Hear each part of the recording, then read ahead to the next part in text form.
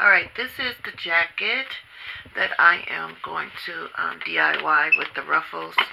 I can't find a picture, but you guys will see the finished product. So this is the jacket that I told you guys about. It's distressed, and I am going to add some ruffles to it. But I also wanted you to see how it looks with the bag that I just made on it. I think it looks kind of cute.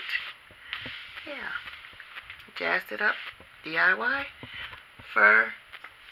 It was a scarf, and I cut it open, and I'm using the material for some things that need a little life added back to them. And I decided to make me a little dainty purse to carry it on my birthday, because I'm usually carrying big bags. Sometimes you just want to, have something just small, just to put your money, your lipstick, or whatever in. I'm going out to dinner, so I won't need to take any snacks with me. So, yeah, I just came up with this idea. And then, like I said, I saw the jacket. It had ruffles from the waist all the way down to, like, your ankles.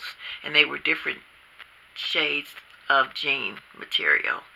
So I happen to have different shades, so I'm looking forward to just playing with it to see what I come up with. So this is what I'm adding the ruffles to.